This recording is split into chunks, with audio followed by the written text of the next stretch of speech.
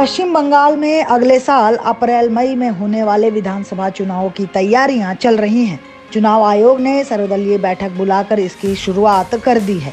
इसके साथ ही प्रदेश में नए समीकरण बनाने की योजना भी बनाई जा रही है।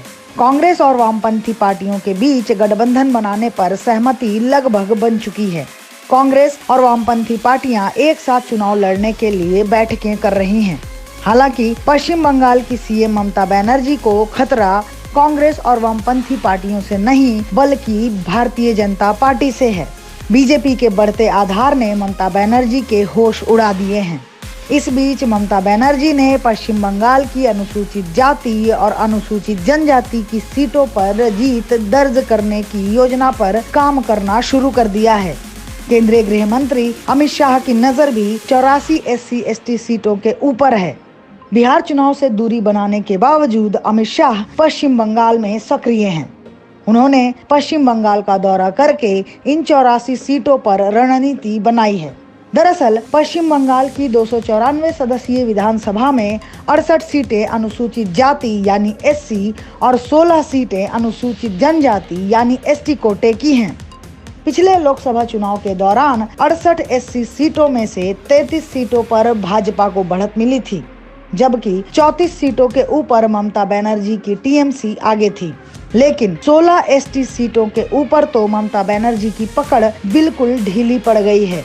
लोकसभा चुनाव के दौरान इसमें से 13 सीटों पर भाजपा को बढ़त मिली थी, जबकि TMC सिर्फ 3 सीटों पर आगे थी।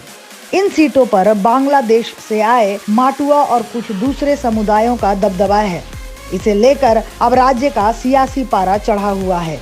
ममता बनर्जी इन्हें लुभाने में लगी हैं तो भाजपा अपनी योजना पर काम कर रही है।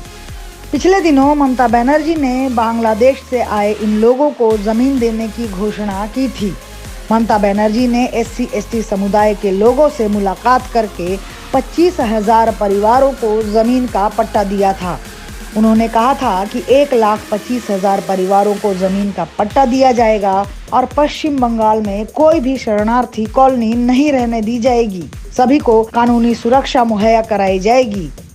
इसके अलावा उन्होंने माटुआ विकास बोर्ड को 10 करोड़ और नाम शूद्र विकास बोर्ड को 5 करोड़ रुपए जारी किए थे। ममता बनर्जी की इस योजना पर पानी फेरने के लिए गृह मंत्री अमित शाह ने पश्चिम बंगाल के इन क्षेत्रों का दौरा किया। उन्होंने कोलकाता के माटुआ मंदिर में पूजा की और फिर इस समुदाय के लोगों से मुलाकात की।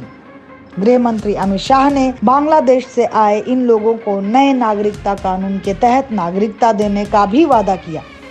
बीजेपी के इस वादे के कारण CAA का विरोध कर रही ममता बनर्जी फंस चुकी हैं।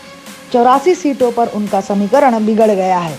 लोकसभा चुनाव में बढ़त ले चुकी बीजेपी अब विधानसभा चुनाव में इसे और मजबूत करने की कोशिश में लगी है। गृह मंत्री अमित शाह इन क्षेत्रों के लिए एक नई योजना पर काम कर रहे हैं।